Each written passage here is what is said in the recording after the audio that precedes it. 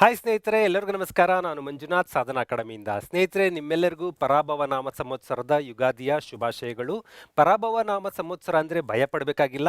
ಪರಾಭವ ಎನ್ನುವುದು ಕೇವಲ ನಮ್ಮ ಸಕ್ಸಸ್ಗಲ್ಲ. ಪರಾಭವ ಎನ್ನುವುದು ನಮ್ಮ ದೌರ್ಬಲ್ಯತೆಗೆ, ಪರಾಭವ ಎನ್ನುವುದು ನಮ್ಮ ಅಹಂಕಾರಕ್ಕೆ, ಪರಾಭವ ಎನ್ನುವುದು ನಮ್ಮ ಸೋಲುಗಳಿಗೆ.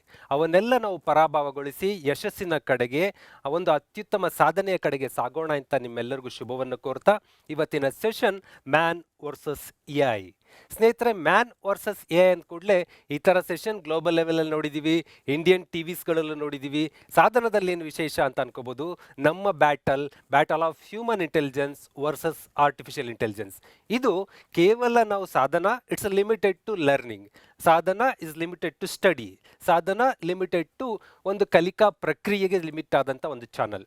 ಈ ಚಾನಲ್ನಲ್ಲಿ ನಾವು ಕಲಿಕೆ, ಟೀಚಿಂಗ್, ಲರ್ನಿಂಗ್ ಇದರ ರಿಲೇಟೆಡ್ ಆಗಿ ಮ್ಯಾನ್ ಮತ್ತು ಎ ಐ ನಡುವಿನ ಒಂದು ಸಂಘರ್ಷವನ್ನು ಈ ಒಂದು ತಿಂಗಳವರೆಗೂ ನೀವು ಕಾಣ್ತೀರಾ. ಅದರ ಒಂದು ಇಂಟ್ರೊಡಕ್ಷನನ್ನು ಇವತ್ತು ನಿಮ್ಮ ಎದುರಿಗೆ ಮಾಡ್ತಾ ಇದ್ದೀನಿ. ಸ್ನೇಹಿತರೆ, ನಿಮಗೆ ಹಿಂದೆ ಅಂದರೆ ಒಂದು ಕೊಪ್ಪಳದಲ್ಲಿ ಒಂದು ಇನ್ಸ್ಪಿರೇಷನ್ ಸೆಷನ್ಗೆ ಕರೆದಿದ್ರು. ಆ ಸೆಷನಲ್ಲಿ ಒಂದು ಮಾತಾಡಿದ್ದೆ ನಾನು. Disappear from the world for A year. 1 ವರ್ಷ ಜಗತ್ತಿಂದ ಕಣ್ಮರೆಯಾಗಿರಿ, ಯಾರೂ ನಿರೀಕ್ಷಿಸದಿರುವಂಥ ಹೊಸ ಬದುಕಿನೊಂದಿಗೆ ಪ್ರತ್ಯಕ್ಷರಾಗ್ತೀರಾ ಅಂತ. ಅಲ್ಲಿ ಒಂದು ಅದ್ಭುತವಾದ ಸೆಷನ್ ನಡೀತು. ನಾನು ಎಂಜಾಯ್ ಮಾಡಿದೆ. ಬಟ್ ನಾನು ಬರೀ ಪ್ರವಚನ ಕೊಡೋನಲ್ಲ, ಆ ಥರ ಏನು ಹೇಳಿರ್ತೀನಿ ಅದು ನಾನು ಮಾಡ್ತಾ ಇರ್ತೀನಿ. ನನ್ನ ಲೈಫಲ್ಲೂ ಹಿಂದೆ ಕೆಲವೊಮ್ಮೆ ಡಿಸಪಿಯರ್ ಆಗಿದ್ದೆ. ಈ ವರ್ಷ ಕೂಡ ಇವತ್ತೇನು ನಿಮ್ಮ ಎದುರಿಗೆ ಪ್ರತ್ಯಕ್ಷನಾಗ್ತಾ ಇದ್ದೀನಿ, ಈ ಹಿಂದಿನ 1.25 ವರ್ಷಗಳವರೆಗೆ ನಾನು ಹೆಚ್ಚು ಕಡಿಮೆ ಡಿಸಪಿಯರೇ. ಅಲ್ಲಲ್ಲಿ ಕೆಲವೊಂದು ಪ್ರೋಗ್ರಾಮ್ಗಳಿಗೆ ಹಾಜರಾಗಿದ್ದು, ಅಲ್ಲಲ್ಲಿ ಒಂದಷ್ಟು ವಿಡಿಯೋಗಳನ್ನು ಮಾಡಿದ್ದು ಬಿಟ್ಟರೆ ಫೋಕಸ್ಡ್ ಆಗಿ ನಮ್ದೇನು ಪ್ಲ್ಯಾನ್ಡ್ ಪ್ರಕಾರ ಸ್ಟ್ರಕ್ಚರ್ಡ್ ಆಗಿ ನಿಮ್ಮ ಎದುರಿಗೆ ಕಾಣಿಸ್ಕೊಂಡಿಲ್ಲ. ನಿಮಗೆ ಕಲಿಕೆಯನ್ನು ಮಾಡಿಲ್ಲ. ಎಲ್ಲೋ ಕಣ್ಮರೆ ಆಗಿಬಿಟ್ರು ಮಂಜುನಾಥ್ ಅಂತ ಅಂದ್ಕೊಳ್ಳೋಷ್ಟೊತ್ತಿಗೆ ಮತ್ತೆ ಹೊಸ ಅವತಾರದೊಂದಿಗೆ ನಿಮ್ಮ ಎದುರಿಗೆ ಪ್ರತ್ಯಕ್ಷ ಆಗ್ತಾಯಿದ್ವಿ. That is A I avatar. ಏನು ಎ ಐ ಅವತಾರ್? ಸಾಧನ ಈಗ ಒಂದು ಎ ಐ ಇಕ್ವಿಪ್ಡ್ ಸ್ಟುಡಿಯೋ.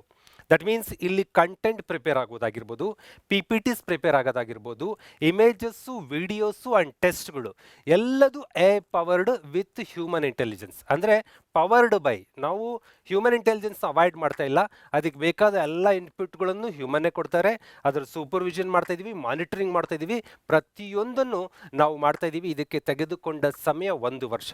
ಅಂದರೆ ಎ ಐ ಬರುತ್ತೆ, ಮನುಷ್ಯನ ರಿಪ್ಲೇಸ್ ಮಾಡುತ್ತೆ, ಎ ಐ ಬರುತ್ತೆ, ಇನ್ನೇನೋ ಆಗ್ಬಿಡುತ್ತೆ ಅಂತಾರಲ್ಲ, ಹಾಗೆ ಎ ಐ ಜೊತೆ ಸ್ಪರ್ಧೆ ಮಾಡೋದಕ್ಕಿಂತ ಒಂದು ಕೊಲಾಬ್ರೇಷನ್ ಮಾಡಿಕೊಂಡಾಗ ಹೇಗೆ ಅದ್ಭುತ ಕಲಿಕೆ ಆಗ್ಬೋದು ಅನ್ನೋ ಒಂದು ಹುಡುಕಾಟ, ಪ್ರಯತ್ನ, ಸಂಶೋಧನೆ, ಇನ್ವೆಸ್ಟ್ಮೆಂಟು ಇದನ್ನು ಮಾಡ್ತಾ ಮಾಡ್ತಾ ನಮಗೆ ನಾವೇ 1 ವರ್ಷ ಕಳೆದೋದ್ವಿ.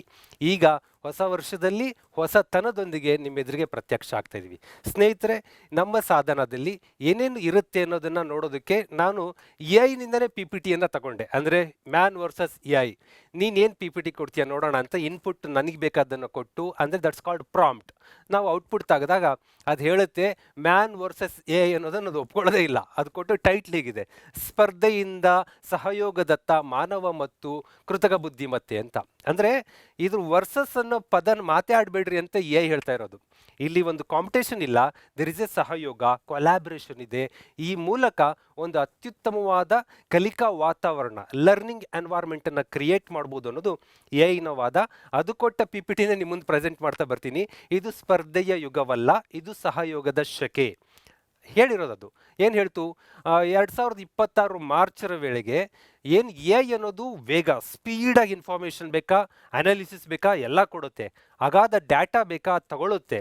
ಪುನರಾವರ್ತಿತ ತರ್ಕ ಅಂದರೆ ರಿಪೀಟೆಡ್ ಕೆಲಸವನ್ನು, ನಾನು ಇಂಡಿಯನ್ ಕಾನ್ಸ್ಟಿಟ್ಯೂಷನ್ ಪಾಠವನ್ನು ಒಂದು ಕೋರ್ಸ್ಗೆ ಮಾಡಿದ್ದೀನಿ, ಇನ್ನೊಂದು ಕೋರ್ಸ್ಗೆ ಮಾಡಿದ್ದೀನಿ, ಇನ್ನೊಂದು ಕೋರ್ಸ್ಗೆ ಮಾಡೋಷ್ಟೊತ್ತಿಗೆ ನಮಗೆ ಬೋರ್ ಬರುತ್ತೆ. But A I not boring. ಆದರೆ ಅದು ಮನುಷ್ಯನ ತರ್ಕಕ್ಕೆ, ಮನುಷ್ಯನ ಎಂಪತಿ, ಸಹಾನುಭೂತಿ ಅಂತ ಇದೆಯಲ್ಲ, ಅದಕ್ಕೆ ಎಥಿಕಲ್ ಥಾಟ್ಸ್ಗಳು. ಈಗ ಏನು ಸಂಘರ್ಷ ನಡೀತಿದೆ ಮಧ್ಯಪ್ರಾಚ್ಯ ಸಂಘರ್ಷಕ್ಕೆ ಕಾರಣ ಯಾರು ಅಂತ ಕೇಳಿದ್ರೆ that is not given exact statement. ಇವರೇ ರೀಸನ್ ಅಂತ ಹೇಳಲ್ಲ. ಅದಕ್ಕೆ ನಾವೇನು ಇನ್ಪುಟ್ ಕೊಡ್ತೀವಿ, ತಕ್ಷಣದ ಕಾರಣ ಅಮೇರಿಕಾ ಅಲ್ವಾ? ಹೌದು ಅಮೇರಿಕಾ ಅಂತ ಹೇಳುತ್ತೆ. ಅದಕ್ಕೆ ಪ್ರಾಂಪ್ಟ್ ಮಾಡಿದ್ದು ಇರಾನ್ ಅಲ್ವಾ? ಯಾಕೆಂದರೆ ಇರಾನು ನ್ಯೂಕ್ಲಿಯರ್ ಡೆವಲಪ್ಮೆಂಟ್ ಮಾಡ್ತಾ ಬಂತಲ್ವಾ ಅಂತ ಹೇಳಿದ್ರೆ ಹೌದು ಅನ್ನತ್ತೆ. ಅದು ಒಂದು ಪರ್ಫೆಕ್ಟ್ ಡಿಸಿಷನ್ ತಗೊಳ್ಳುವುದಕ್ಕೆ ಈವನ್ ಟುಡೇ ಡೆವಲಪ್ ಆಗಿಲ್ಲ. ಅಂಥ ಡಿಸಿಷನ್ ಮೇಕಿಂಗಲ್ಲಿ, ಅಂಥ ಟೈಮ್ನಲ್ಲಿ ಹ್ಯುಮ್ಯಾನಿಟಿ ಬೇಸಿಸ್ ಕನ್ಸರ್ನ್ ತೋರಿಸ್ಬೇಕಾದ್ರೆ ಇದಕ್ಕೆಲ್ಲ ಬೇಕಿರೋದು human intelligence.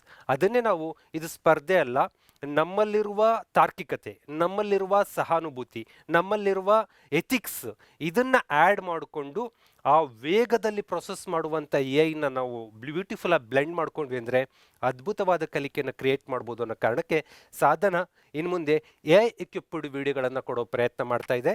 Man versus A I ಹೇಳಲೇಬೇಕು ಅಂತ ಅಂದರೆ ಸ್ನೇಹಿತರೆ, ಸಾಮಾನ್ಯ ಬುದ್ಧಿಯುಕ್ತಿಯಲ್ಲಿ ನಮ್ಮದು ಜನರಲ್ ಇಂಟೆಲಿಜೆನ್ಸ್ ಇದಕ್ಕೆ ವ್ಯಾಪಕ ಅವಕಾಶಗಳಿರುತ್ತೆ. ಆದರೆ A I it's A limited narrow intelligence ಅಂತ ಕರಿತೀವಿ. ಅದಕ್ಕೆ ನಾವೇನು ಪ್ರಾಂಪ್ಟ್ ಕೊಡ್ತೀವೋ ಅದರ ರಿಲೇಟೆಡ್ ಕೆಲಸ ಮಾಡುತ್ತೆ. ಅದಕ್ಕೆ ಏನು ಇನ್ಪುಟ್ ಕೊಟ್ಟಿರ್ತೀವೋ ಆ ಬೇಸ್ಡಾಗಿ ಅನಾಲಿಸಿಸ್ ಮಾಡುತ್ತೆ. ಬಿಟ್ಟರೆ ಅದಕ್ಕೊಂದು ತಾರ್ಕಿಕತೆ ಅನ್ನೋದು ಬಹಳಷ್ಟು ಕಡೆ ನಾನು ನೋಡಿದಾಗ ನನಗೇನು ಮ್ಯಾಚ್ ಆಗಿಲ್ಲ. ನನ್ನ ಐಕ್ಯೂಗೆ ಏನು ಎ ಐ ಮ್ಯಾಚ್ ಆಗುತ್ತೆ ಅಂತ ನಾನು ಭಾವಿಸಲ್ಲ. ಬೇಕಿದ್ರೆ ಈ ಮಂತ್ ಚಾಲೆಂಜ್ ನಡೆಯುತ್ತೆ. ಒಂದಿನ ಎ ಐ ವಿಡಿಯೋ ಬರುತ್ತೆ, ಒಂದಿನ ಮನುಷ್ಯರ ವಿಡಿಯೋ ಬರುತ್ತೆ. ಮನುಷ್ಯ ಅಂದರೆ ನಾನು ಒಬ್ಬನೇ ಅಲ್ಲ, ನನ್ನ ಟೀಮಿನ ಎಫಿಷಿಯೆಂಟ್ ಫ್ಯಾಕಲ್ಟೀಸು ಮೈಬೂಬ್ ನಾಯ್ಕೋಡಿ ಆಗಿರ್ಬೋದು, ಕರಿಬಸಪ್ಪ ಸರ್ ಆಗಿರ್ಬೋದು, ರಾಘವೇಂದ್ರ ಸರ್ ಆಗಿರ್ಬೋದು, ತಿಮ್ಮಾರೆಡ್ಡಿ ಸರ್ ಆಗಿರ್ಬೋದು, ಪ್ರವೀಣ್ ಸರ್ ಆಗಿರ್ಬೋದು, ಇವರ ಈ ಥರದ ಹಲವು ಘಟಾನುಘಟಿಗಳ ವಿಡಿಯೋಸ್ಗಳು ಒಂದಿನ ಬರುತ್ತೆ. ಜೊತೆಗೆ ನೆಕ್ಸ್ಟ್ ಡೇ ಎ ಐ ಬರುತ್ತೆ. ಎರಡರಲ್ಲಿ ಯಾರು ಹೆಚ್ಚು ನಿಮಗೆ ಕಲಿಕಾ ಪರಿಣಾಮ ಉಂಟು ಮಾಡ್ತಾ ಅನ್ನೋದು ನೀವೇ ನೋಡ್ತೀರಾ. ಹಾಗಾಗಿ ಇಲ್ಲಿ ಒಂದು ಸ್ಪರ್ಧೆ ಜನರಲ್ ಇಂಟೆಲಿಜೆನ್ಸ್ ವರ್ಸಸ್ ನ್ಯಾರೋ ಇಂಟೆಲಿಜೆನ್ಸ್ಗೆ ರಿಲೇಟೆಡ್ ಆಗಿರುತ್ತೆ. ಮತ್ತು ನಮ್ಮ ಬುದ್ಧಿವಂತಿಕೆಗೆ ಜೀವನದ ಅನುಭವ ಇರುತ್ತೆ. ವಾಟ್ ದ ಪೀಪಲ್ ಆರ್, ಅವರ ಥಾಟ್ಸ್ ಏನು, ಅವ್ರ ಕೇಪಬಿಲಿಟಿ ಏನು, ಆ ಲೆವೆಲ್ಗೆ ಅಪ್ ಆಗೋದು ಡೌನ್ ಆಗೋದು ಸಾಧ್ಯತೆ ಇರುತ್ತೆ. ಅಂದರೆ ಒಬ್ಬ ಕಲಿಕಾರ್ಥಿ ತುಂಬ ಎಫಿಷಿಯೆಂಟ್ ಇದ್ದಾನೆ, ಅವನ ಲೆವೆಲ್ಗೆ ಅಪ್ಗ್ರೇಡ್ ಆಗಿ ಟೀಚ್ ಮಾಡ್ತೀವಿ. ತುಂಬ ಗ್ರೌಂಡ್ ಲೆವೆಲ್ಗಿದ್ದಾನೆ ಅಂದರೆ ಅವನ್ನ ನಾವು ಗ್ರೌಂಡ್ ಟು ಅರ್ತ್ ಆಗಿ ಇಳಿದು ಟೀಚ್ ಮಾಡಬೇಕಾಗತ್ತೆ. ಆ ಕೇಪಬಿಲಿಟಿ ನಮಗಿದೆ. But A I it's a lightning speed. ಬೆಳಕಿನ ವೇಗದಲ್ಲಿ ನಾವೇನು ಯೋಚನೆ ಮಾಡ್ತೀವೋ ಅದನ್ನೆಲ್ಲ ಕೊಡುವಂಥ ಸ್ಪೀಡ್ ಇದೆ. ಬಟ್ ನಮ್ಮಲ್ಲಿರುವ ಲೈಫ್ ಎಕ್ಸ್ಪೀರಿಯನ್ಸ್ ಅದಕ್ಕೆ ಸಾಕಾಗಲ್ಲ ಅಂತ ನನ್ನ ಅನುಭವ. ಜೊತೆಗೆ ಎಂಪತಿ, ಒಂದು ಸಹಾನುಭೂತಿ, ಮಾನವರ ಬಗ್ಗೆ ಕನ್ಸರ್ನು, ಹ್ಯುಮ್ಯಾನಿಟಿ ಇದೆಲ್ಲದೂ ನಮ್ಮಲ್ಲಿರುತ್ತೆ. That just algorithm based machine. ಅದು ನಮ್ಮ ಐಕ್ಯೂನ ಮ್ಯಾಚ್ ಮಾಡೋಕ್ಕೆ ಸಾಧ್ಯ ಇಲ್ಲ ಅನ್ನೋದು. ಆದರೆ ಅದನ್ನು ಅವಾಯ್ಡ್ ಮಾಡೋಕ್ಕೆ ಬರಲ್ಲ. ಇವೆರಡರ ನಡುವಿನ ಕೊಲ್ಯಾಬರೇಷನ್ ಮಾಡಿದಾಗ ಅದ್ಭುತವಾದ ಕಲಿಕೆ ಉಂಟಾಗುತ್ತೆ ಅನ್ನೋದು ನಾವು ಎಕ್ಸ್ಪೀರಿಯನ್ಸ್ ಮಾಡಿದ್ದೀವಿ. ಸ್ನೇಹಿತರೆ, ಹ್ಯೂಮನ್ ಇಂಟೆಲಿಜೆನ್ಸ್ ಮತ್ತು ಆರ್ಟಿಫಿಷಿಯಲ್ ಇಂಟೆಲಿಜೆನ್ಸ್ನ ಇದ್ರ ಒಂದು ಕಂಪ್ಯಾರಿಸನ್ ಮಾಡೋದಾದರೆ, ಕಲಿಕೆಯ ವಿಚಾರದಲ್ಲಿ ಅಂದರೆ ಏನೇ ಕಲಿಸುವಾಗ ನಮ್ಮ ಪ್ರೋಸೆಸ್ ಸ್ವಲ್ಪ ನಿಧಾನನೇ. ಯಾಕಂದರೆ ನಾವು ಒಂದು ವೈಗೋಡ್ಸ್ಕಿ ಥಾಟನ್ನು ಕೊಡಬೇಕಾದ್ರೂ, ಪೌಲೋವ್ರ ಥಾಟನ್ನು ಕೊಡಬೇಕಾದ್ರೂ, ಇಂಡಿಯನ್ ಜಾಗ್ರಫಿನೋ ವರ್ಲ್ಡ್ ಜಾಗ್ರಫಿನೋ ಅನಾಲಿಸಿಸ್ ಮಾಡೋಕ್ಕೆ ವಿಟ್ ಟೇಕ್ಸ್ ಟೈಮ್, ಅರ್ಥ ಮಾಡಿಕೊಂಡು ಅನಾಲಿಸಿಸ್ ಮಾಡೋದಕ್ಕೆ. ಬಟ್ ಎ ಕ್ವಿಕ್, ಎಷ್ಟು ಫಾಸ್ಟ್ ಅಂದರೆ ಬೆಳಕಿನ ವೇಗದಲ್ಲಿ ಕೆಲಸ ಮಾಡುತ್ತೆ. ಸಂಸ್ಕರಣೆ ಫಾಸ್ಟ್ ಇದೆ. ನಮ್ಮ ಏನು ಬ್ರೈನ್ನ ವೇವ್ಲೆಂತ್ ಇದೆ ಅದಕ್ಕೆ ಕಂಪೇರ್ ಮಾಡಿದರೆ ಎ ಐ ವೇವ್ಲೆಂತ್ ತುಂಬ ಅದ್ಭುತವಾಗಿದೆ. ಆದರೆ ತಾರ್ಕಿಕತೆಗೆ ಬಂದಾಗ, ಇಂಟ್ಯೂಷನ್ ಮ್ಯಾಟರ್ಗೆ ಬಂದಾಗ, ಅಂತಃಪ್ರಜ್ಞೆ ವಿಚಾರಕ್ಕೆ ಬಂದಾಗ ವಿ ಆರ್ ಅನ್ಬೀಟಬಲ್. ಜೊತೆಗೆ ಪ್ರಾಬಬಿಲಿಟಿ ವಿಚಾರದಲ್ಲಿ ಅದು ಕನ್ಫ್ಯೂಷನ್ಗೊಳಗಾಗುತ್ತೆ ಎ ಐ. ನಾವು ಹಾಗಲ್ಲ. ಪ್ರಾಬಬಿಲಿಟಿ ವಿಚಾರದಲ್ಲಿ ಯಾವುದು ಸರಿ ಅಂತ ನಿರ್ಧರಿಸುವಂಥ ಶಕ್ತಿ ನಮ್ಮ ಮುಂದಿರುತ್ತೆ. ಹಾಗೆ ಎಮೋಷ್ನಲ್ ಡೆಪ್ತ್ ಬಂದಾಗ ಎ ಐಗೂ ಕೂಡ ಎಮೋಷನನ್ನು ಆ್ಯಡ್ ಮಾಡ್ತಾ ಇದ್ದಾರೆ. ಎಮೋಷ್ನಲ್ ಸಾಂಗ್ ಕೊಡು ಅಂದರೆ ಎಮೋಷ್ನಲ್ ಸಾಂಗ್ ಕೊಡ್ತಾ ಇದೆ. ಆದರೆ ಅದಕ್ಕೆ ರಿಯಲ್ ಸೋಲ್, ನಿಜವಾದ ಆತ್ಮ ಇಲ್ಲದೇ ಇರೋ ಕಾರಣಕ್ಕೆ ಅದರ ಎಮೋಷನ್ ಕೇವಲ ಆರ್ಟಿಫಿಷಿಯಲ್, ನಮ್ಮನ್ನು ಟಚ್ ಮಾಡೋಕ್ಕಾಗೋದಿಲ್ಲ. ಹಾಗಾಗಿ ಕಲಿಕೆಯಲ್ಲಿ ಎಮೋಷನ್ ಇಂಪಾರ್ಟೆಂಟ್, ತಾರ್ಕಿಕತೆ ಇಂಪಾರ್ಟೆಂಟ್. ಇವೆರಡರಲ್ಲೂ ನಾವು ಲೀಡ್ ಇದ್ದೀವಿ. ಕಲಿಕಾ ಪ್ರೋಸೆಸ್ ಮತ್ತು ಕಲಿಕೆಯ ವೇಗ ಜಾಸ್ತಿ ಇದೆ ಅನ್ನೋ ಕಾರಣಕ್ಕೆ ಅದನ್ನು ನಾವು ಅಕ್ಸೆಪ್ಟ್ ಮಾಡೋಕ್ಕಾಗಲ್ಲ. ಬಟ್ ಇವೆರಡರ ನಡುವೆ ಬ್ಲೆಂಡ್ ಮಾಡಬೇಕಾಗಿದೆ. ಆ ಪ್ರಕ್ರಿಯೆಯನ್ನು ನಾವು ಮಾಡ್ತಾ ಬರ್ತೀವಿ. ಸ್ನೇಹಿತರೆ, ನಂಬರ್ 2, ಯಾರು ಇಲ್ಲಿ ಗೆಲ್ತಾರೆ ಅಂತ ಅಂದರೆ, ಸಂಕೀರ್ಣ ಕೌಶಲ್ಯ, ಸೃಜನಾತ್ಮಕ ಉದ್ದೇಶ, ತೀರ್ಮಾನ, ಎಥಿಕಲ್ ಡಿಸಿಷನಲ್ಲಿ ವಿ ಆರ್ ದ ವಿನ್ನರ್. ಅದು ಗೇಮಿಂಗ್, ರಣತಂತ್ರದ ಆಟಗಳು ಆಡೋದ್ರಲ್ಲಿ, ಡಾಟಾ ಅನಾಲಿಸಿಸ್ ಮಾಡೋದ್ರಲ್ಲಿ, ಕನ್ಸಿಸ್ಟೆಂಟಾಗಿ ಒಂದೇ ಕೆಲಸನ 10 ಸರಿ ಮಾಡುವಂತಂದ್ರೂ ಬೋರ್ ಆಗದಂಗೆ ಮಾಡೋದ್ರಲ್ಲಿ ಅದು ವಿನ್ನರ್ ಆಗುತ್ತೆ.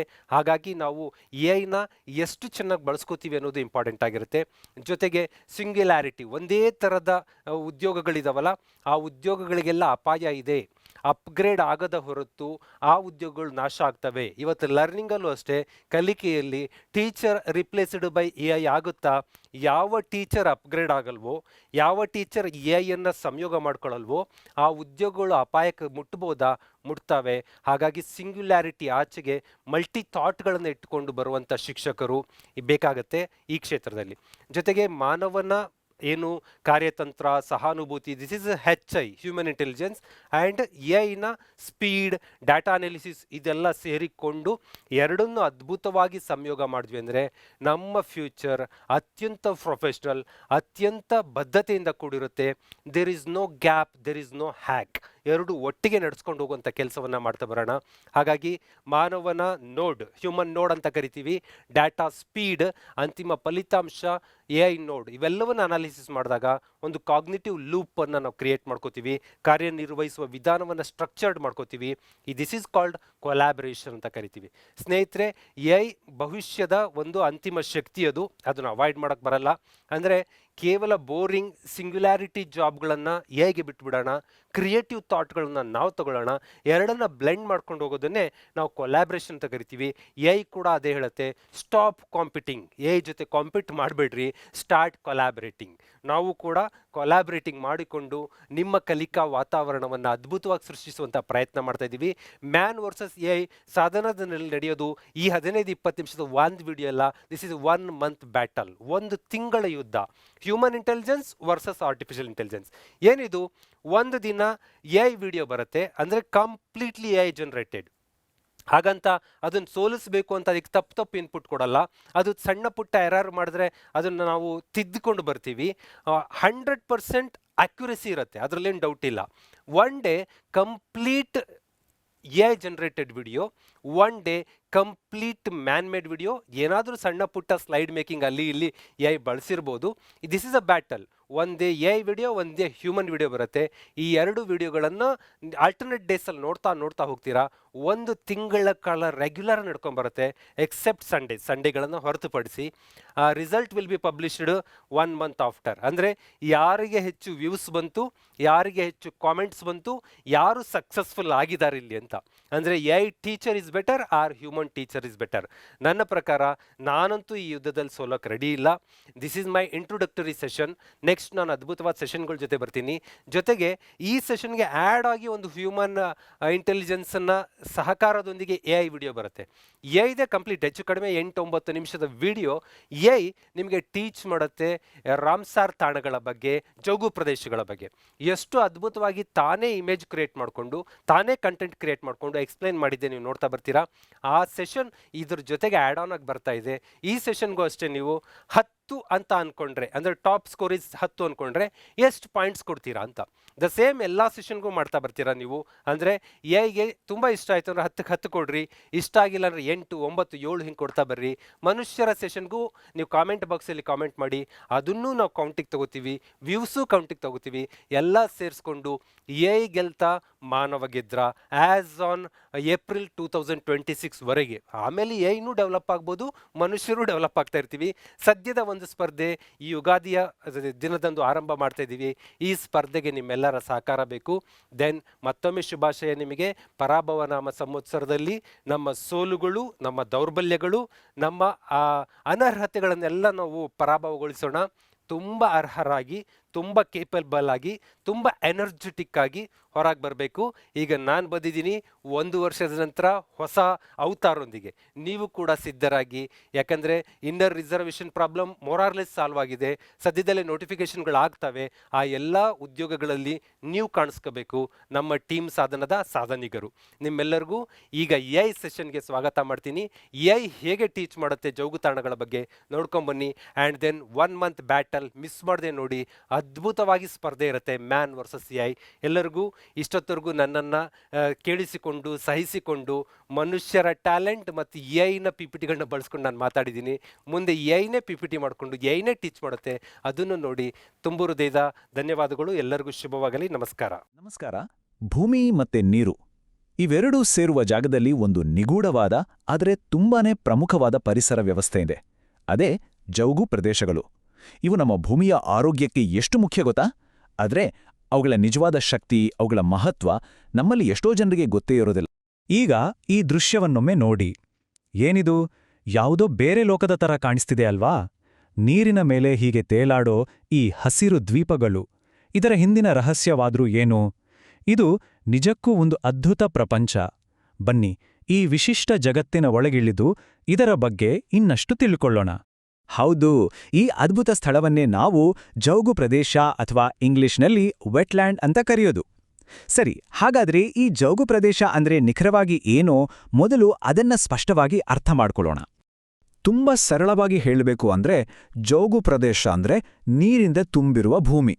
ಕೆಲವೊಮ್ಮೆ ವರ್ಷದ ಕೆಲವು ತಿಂಗಳು ಮಾತ್ರ ನೀರಿರ್ಬೋದು, ಅಥವಾ ಇಡೀ ವರ್ಷ ಪೂರ್ತಿ ನೀರಿಂದೆ ಮುಚ್ಚಿ ಹೋಗಿರ್ಬೋದು. ಇಲ್ಲಿರೋ ನೀರು ಸಿಹಿ ನೀರು ಇರ್ಬೋದು, ಉಪ್ಪು ನೀರು ಇರ್ಬೋದು, ನಿಂತ ನೀರು ಆಗಿರ್ಬೋದು, ಇಲ್ಲಾಂದ್ರೆ ಹರಿಯೋ ನೀರು ಆಗಿರ್ಬೋದು.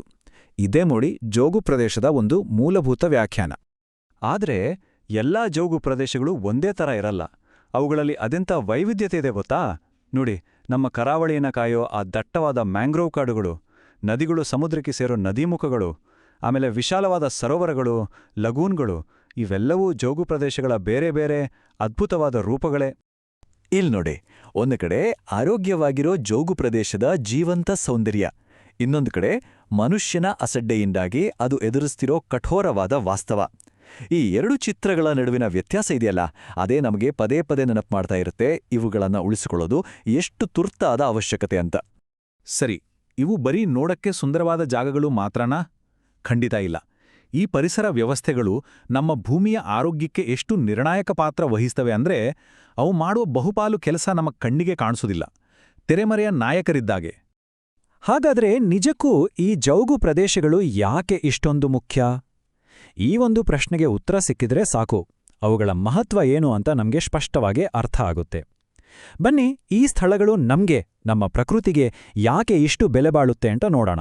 ಈ ಜೌಗು ಪ್ರದೇಶಗಳ ಸಾಮರ್ಥ್ಯ ಅಬ್ಬಬ್ಬಬ್ಬ, ನಿಜಕ್ಕೂ ಅದ್ಭುತ. ಇವನ್ನ ಅವುಗಳ ಸೂಪರ್ ಪವರ್ಸ್ ಅನ್ಬೋದು. ಮೊದಲನೇದಾಗಿ, ಇವು ಲಕ್ಷಾಂತರ ಜೀವಿಗಳಿಗೆ ಮನೆ, ಆಹಾರ, ಆಶ್ರಯ ಎಲ್ಲವನ್ನೂ ಕೊಡೋ ಜೈವಿಕ ವೈವಿಧ್ಯತೆಯ ಹಾಟ್ಸ್ಪಾಟ್ಗೋದು. ಇಷ್ಟೇ ಅಲ್ಲ, ನೀರನ್ನ ನೈಸರ್ಗಿಕವಾಗಿ ಫಿಲ್ಟರ್ ಮಾಡ್ತವೆ. ಚಂಡಮಾರುತಗಳು ಬಂದಾಗ ನಮ್ಮ ಕರಾವಳಿಯನ್ನ ರಕ್ಷಿಸ್ತವೆ. ಅಷ್ಟೇ ಅಲ್ಲ, ನಮಗೆ ಕುಡಿಯೋ ನೀರು ಕೊಡ್ತವೆ. ಈ ಜೌಗು ಪ್ರದೇಶಗಳು ನೀರನ್ನ ಹೇಗೆ ಮ್ಯಾನೇಜ್ ಮಾಡ್ತವೆ ಅನ್ನೋದಕ್ಕೆ ಇದೊಂದು ಪರ್ಫೆಕ್ಟ್ ಉದಾಹರಣೆ. ನೋಡಿ, ಇವೊಂದು ದೊಡ್ಡ ಸ್ಪಾಂಜ್ ಇದ್ದ ಹಾಗೆ. ಮಳೆ ಬಂದಾಗ ನೀರನ್ನೆಲ್ಲ ಹೀರ್ಕೊಂಡು ಅದನ್ನ ನಿಧಾನವಾಗಿ ಫಿಲ್ಟರ್ ಮಾಡಿ, ಕ್ಲೀನ್ ಮಾಡಿ ಭೂಮಿಯ ಒಳಗಡೆ ಅಂದ್ರೆ ಅಂತರ್ಜಲಕ್ಕೆ ಬಿಡುಗಡೆ ಮಾಡ್ತವೆ. ಇದು ಪ್ರಕೃತಿಯೇ ನಮಗಾಗಿ ಕಟ್ಕೊಟ್ಟಿರೋ ಒಂದು ಅಡ್ವಾನ್ಸ್ಡ್ ವಾಟರ್ ಪ್ಯೂರಿಫೈಯರ್ ಇದ್ದ ಹಾಗೆ. ಅದಕ್ಕೇನೆ ಈ ರೂಪಕ ಎಷ್ಟು ಶಕ್ತಿಯುತವಾಗಿದೆ ನೋಡಿ.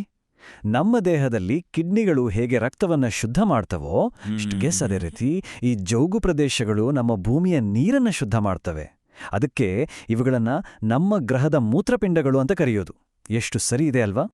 ಸರಿ, ಇಷ್ಟೆಲ್ಲ ಪ್ರಯೋಜನಗಳಿದ್ವಲ್ಲ, ಆದರೆ ಒಂದು ದುರಂತ ಅಂದ್ರೆ, ಇತಿಹಾಸದುದ್ದಕ್ಕೂ ನಾವು ಈ ಜೌಗು ಪ್ರದೇಶಗಳನ್ನ ತೀರಾ ತಪ್ಪಾಗಿ ಅರ್ಥ ಮಾಡ್ಕೊಂಡಿದ್ವಿ.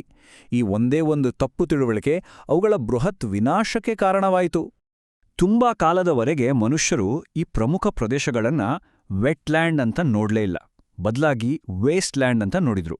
ಅಂದ್ರೆ ಯಾವುದಕ್ಕೂ ಪ್ರಯೋಜನಕ್ಕೆ ಬಾರದ ಬಂಜರು ಭೂಮಿ ಅಂತ. ಅಭಿವೃದ್ಧಿಗೆ ಅಡ್ಡಿ, ಸೊಳ್ಳೆಗಳು ಹುಟ್ಕೊಳ್ಳೋ ಜಾಗ, ಈ ಥರ ಎಲ್ಲ ಅನ್ಕೊಂಡು ಅದನ್ನ ಒಣಗಿಸಿ ಕೃಷಿ ಮಾಡೋಕೆ ಇಲ್ಲ ಬಿಲ್ಡಿಂಗ್ ಕಟ್ಟೋಕೆ ಪ್ರಯತ್ನಪಟ್ರು. ಈ ವೇಸ್ಟ್ಲ್ಯಾಂಡ್ ಅನ್ನೋ ಮನಸ್ಥಿತಿಯ ನೇರ ಪರಿಣಾಮ ಅವುಗಳ ಬೃಹತ್ ನಾಶ. ಫ್ಯಾಕ್ಟ್ರಿಗಳಿಂದ, ನಗರಗಳಿಂದ ಬರೋ ತ್ಯಾಜ್ಯವನ್ನೆಲ್ಲ ಅಲ್ಲಿಗೆ ತಂದು ಸುರಿಯೋದು, ಕೃಷಿ ಮಾಡೋಕೆ, ಮನೆ ಕಟ್ಟೋಕೆ ಅಂತ ಒತ್ತುವರಿ ಮಾಡೋದು, ಅಲ್ಲಿರೋ ಮೀನು, ಮರಳಿನಂಥ ಸಂಪನ್ಮೂಲಗಳನ್ನ ಮಿತಿಮೀರಿ ಬಳಸ್ಕೊಡೋದು, ಇವೆಲ್ಲ ಸೇರಿ ಜೌಗು ಪ್ರದೇಶಗಳನ್ನ ಅಳಿವಿನಂಚಿಗೆ ತಂದು ನಿಲ್ಲಿಸಿದ್ವು. ಈ ಚಿತ್ರ ನೋಡಿ, ಆ ಅಪಾಯದ ಕಠೋರ ವಾಸ್ತವವನ್ನ ನಮ್ಮ ಕಣ್ಣು ಮುಂದೆ ನಿಲ್ಲಿಸ್ತೆ. ನೋಡಿ, ನಮ್ಮ ಚಟುವಟಿಕೆಗಳಿಂದಾಗಿ ಜೀವಂತವಾಗಿದ್ದ, ಜೀವ ತುಂಬಿದ್ದ ಈ ಜಾಗಗಳು ಇವತ್ತು ಕಸದ ತೊಟ್ಟಿಗಳಾಗ್ತಿವೆ. ಇದು ನಾವು ಸೃಷ್ಟಿ ಮಾಡ್ತಿರೋ ಪರಿಸರದ ಅಸಮತೋಲನಕ್ಕೆ ಹಿಡಿದ ಕೈಗನ್ನಡಿ ಅಂದ್ರೆ ತಪ್ಪಾಗಲ್ಲ. ಸರಿ, ಈ ಜಾಗತಿಕ ಬಿಕ್ಕಟ್ಟಿನ ಅರಿವಾದ್ಮೇಲೆ ಇಡೀ ಜಗತ್ತು ಒಟ್ಟಿಗೆ ಸೇರಿ ಒಂದು ಪರಿಹಾರವನ್ನ ಕಂಡುಕೊಳ್ತು. ಆ ಪರಿಹಾರವೇ ರಾಮ್ಸರ್ ಸಮಾವೇಶ. ಇದು ಜೌಗು ಪ್ರದೇಶಗಳನ್ನ ರಕ್ಷಣೆ ಮಾಡೋಕೆಂಟ ಜಗತ್ತು ಕೊಟ್ಟ ಒಂದು ಜಾಗತಿಕ ವಾಗ್ದಾನ. ಇದರ ಕತೆ ಶುರುವಾಗಿದ್ದು 1971ರಲ್ಲಿ ಇರಾನ್ ದೇಶದ ರಾಮ್ಸರ್ ಅನ್ನೋ ನಗರದಲ್ಲಿ. ಅಲ್ಲಿ ಜಗತ್ತಿನ ಹಲವಾರು ದೇಶಗಳು ಒಟ್ಟಿಗೆ ಸೇರಿ ಜೌಗು ಪ್ರದೇಶಗಳನ್ನು ಸಂರಕ್ಷಣೆ ಮಾಡೋಕೆ ಮತ್ತೆ ಅವುಗಳನ್ನು ಸುಸ್ಥಿರವಾಗಿ ಬಳಸ್ಕೊಡೋಕೆ ಅಂತ ಒಂದು ಅಂತಾರಾಷ್ಟ್ರೀಯ ಒಪ್ಪಂದಕ್ಕೆ ಸಹಿ ಹಾಕಿದ್ವು. ಈ ಒಪ್ಪಂದ 1975ರಲ್ಲಿ ಜಾರಿಗೆ ಬಂತು, ಮತ್ತೆ ನಮ್ಮ ಭಾರತ 1982ರಲ್ಲಿ ಇದಕ್ಕೆ ಸೇರಿಕೊಳ್ತು. ಇದು ಈಗ ಒಂದು ಜಾಗತಿಕ ಆಂದೋಲನವಾಗಿ ಬೆಳೆದಿದೆ. ಪ್ರಪಂಚದ 90%ಕ್ಕೂ ಹೆಚ್ಚು UN ಸದಸ್ಯ ರಾಷ್ಟ್ರಗಳು ಈ ಒಪ್ಪಂದಕ್ಕೆ ಬದ್ಧವಾಗಿವೆ. ಅಂದ್ರೆ ಇಡೀ ಜಗತ್ತು ಈ ಪರಿಸರ ವ್ಯವಸ್ಥೆಗಳ ಪ್ರಾಮುಖ್ಯತೆಯನ್ನ ಒಪ್ಕೊಂಡಿದೆ ಅನ್ನೋದಕ್ಕೆ ಇದೇ ದೊಡ್ಡ ಸಾಕ್ಷಿ. ಇವತ್ತಿನ ದಿನಕ್ಕೆ ಒಟ್ಟು 172 ದೇಶಗಳು ಈ ಸಮಾವೇಶದ ಸದಸ್ಯರಾಗಿದ್ದಾರೆ. ಮತ್ತೆ ಈ ದೇಶಗಳಲ್ಲೆಲ್ಲ ಸೇರಿ ಅಕ್ಟೋಬರ್ 2024ರ ಲೆಕ್ಕದ ಪ್ರಕಾರ ಒಟ್ಟು 2521 ಜೌಗು ಪ್ರದೇಶಗಳನ್ನು ರಾಮ್ಸರ್ ತಾಣಗಳು ಅಂತ ಗುರುತಿಸಲಾಗಿದೆ. ಅಂದರೆ ಅಂತಾರಾಷ್ಟ್ರೀಯ ಮಟ್ಟದಲ್ಲಿ ಪ್ರಾಮುಖ್ಯತೆ ಹೊಂದಿರೋ ಸಂರಕ್ಷಿತ ಪ್ರದೇಶಗಳ ಒಂದು ದೊಡ್ಡ ನೆಟ್ವರ್ಕ್ ಇದು. ಸರಿ, ಈ ಜಾಗತಿಕ ಕಥೆಯಿಂದ ಈಗ ನಮ್ಮ ದೇಶದ ಕಡೆಗೆ ಬರೋಣ. ಭಾರತದ ವಿಷಯಕ್ಕೆ ಬಂದ್ರೆ ನಮ್ಮಲ್ಲಿ ಜೌಗು ಪ್ರದೇಶಗಳ ಅಪಾರವಾದ ಸಂಪತ್ತೇ ಇದೆ, ಆದರೆ ಅದರ ಜೊತೆಗೆ ಅಷ್ಟೇ ದೊಡ್ಡ ಸವಾಲುಗಳು ನಮ್ಮುಂದಿವೆ. ಈ ಅಂಕಿಅಂಶಗಳು ಭಾರತದ ಪರಿಸ್ಥಿತಿಯನ್ನ ಸ್ಪಷ್ಟವಾಗಿ ತೋರಿಸುತ್ತೆ. ನಮ್ಮ ದೇಶದಲ್ಲಿ 27,000ಕ್ಕೂ ಹೆಚ್ಚು ಜೌಗು ಪ್ರದೇಶಗಳಿವೆ. ಅಂದ್ರೆ ದೇಶದ ಸುಮಾರು 18% ಭೂಭಾಗವನ್ನ ಇವೇ ಆವರಿಸಿಕೊಂಡಿವೆ. ನಮ್ಮಲ್ಲಿ ಒಟ್ಟು 96 ರಾಮ್ಸರ್ ತಾಣಗಳಿವೆ, ಸುಂದರ್ಬನ್ಸ್ನಿಂದ ಹಿಡಿದು ಕೇರಳದ ಅಷ್ಟಮುಡಿವರೆಗೂ. ಆದ್ರೆ ಆತಂಕಕಾರಿ ವಿಷಯ ಏನ್ಗೊತ್ತಾ? ಪ್ರತಿ ವರ್ಷ 25-39%ನಷ್ಟು ಜೌಗು ಪ್ರದೇಶಗಳು ನಮ್ಮ ದೇಶದಲ್ಲಿ ನಾಶವಾಗ್ತಾ ಇವೆ. ರಾಮ್ಸರ್ ಸಮಾವೇಶದಲ್ಲಿ ಮಾಂಟ್ರಿಯಾಕ್ಸ್ ರೆಕಾರ್ಡ್ ಅಂತ ಒಂದು ವಿಶೇಷವಾದ ಕಣ್ಗಾವಲು ಪಟ್ಟಿ ಇದೆ. ಇದು ಒಂದು ರೀತಿ ಡೇಂಜರ್ ಲಿಸ್ಟ್ ಇದ್ದಾಗೆ. ತೀವ್ರ ಅಪಾಯದಲ್ಲಿರೋ ಅಂತಾರಾಷ್ಟ್ರೀಯ ಪ್ರಾಮುಖ್ಯತೆಯ ಜೌಗು ಪ್ರದೇಶಗಳನ್ನು ಈ ಲಿಸ್ಟ್ನಲ್ಲಿ ಸೇರಿಸ್ತಾರೆ. ಒಂದು ಸ್ಥಳ ಈ ಲಿಸ್ಟ್ಗೆ ಬಂತು ಅಂದರೆ ಅದರ ಅರ್ಥ ಅದಕ್ಕೆ ತಕ್ಷಣದ ಗಮನ ಬೇಕು, ತಕ್ಷಣ ರಕ್ಷಣಾ ಕ್ರಮಗಳನ್ನು ಕೈಗೊಳ್ಳಬೇಕು ಅಂತ. ದುರದೃಷ್ಟ ಅಂದ್ರೆ ನಮ್ಮ ಭಾರತದ 2 ಪ್ರಮುಖ ತಾಣಗಳು ಈ ಅಪಾಯದ ಪಟ್ಟಿಯಲ್ಲಿವೆ. ಒಂದು, ನಾವೀ ವಿಶ್ಲೇಷಣೆಯ ಶುರುವಿನದಿ ನೋಡಿದ್ವಲ್ಲ, ಮಣಿಪುರದ ಆ ಸುಂದರ ಲೋಕ್ಟಕ್ ಸರೋವರ. ಇನ್ನೊಂದು, ರಾಜಸ್ಥಾನದ ಕಿಯೋಲಾಡಿಯೋ ಘಾನಾ ರಾಷ್ಟ್ರೀಯ ಉದ್ಯಾನವನ. ಇದು ಏನ್ ತೋರಿಸುತ್ತೆ ಅಂದ್ರೆ ನಾವು ಎಷ್ಟೇ ಸಂರಕ್ಷಣಾ ಪ್ರಯತ್ನಗಳನ್ನು ಮಾಡಿದ್ರೂ ಸವಾಲುಗಳು ಮಾತ್ರ ಇನ್ನೂ ಮುಗಿದಿಲ್ಲ. ಹಾಗಾದ್ರೆ ಈಗ ನಮಗೆ ಈ ಜೌಗು ಪ್ರದೇಶಗಳ ನಿಜವಾದ ಬೆಲೆ ಏನು ಅಂತ ಗೊತ್ತಾಗಿದೆ. ಅವು ವೇಸ್ಟ್ಲ್ಯಾಂಡ್ ಅಲ್ಲ, ಅವು ನಮ್ಮ ವೆಟ್ಲ್ಯಾಂಡ್, ನಮ್ಮ ಜೀವಂತ ಪರಂಪರೆ ಅನ್ನೋದು ಕೂಡ ತಿಳಿದಿದೆ. ಈಗ ಪ್ರಶ್ನೆ ಇರೋದು, ಈ ತಿಳುವಳಿಕೆಯನ್ನ ನಾವು ಕಾರ್ಯರೂಪಕ್ಕೆ ತರೋದು ಹೇಗೆ? ಈ ಅಮೂಲ್ಯವಾದ ಪರಿಸರ ವ್ಯವಸ್ಥೆಗಳನ್ನ ಮುಂದಿನ ಪೀಳಿಗೆಗಾಗಿ ಉಳಿಸಿಕೊಡೋಕೆ ನಾವೆಲ್ಲ ಸೇರಿ ಏನ್ ಮಾಡಬಹುದು? ಈ ಪ್ರಶ್ನೆಯ ಜೊತೆಗೆ ಈ ವಿಶ್ಲೇಷಣೆಯನ್ನ ಮುಗಿಸೋಣ.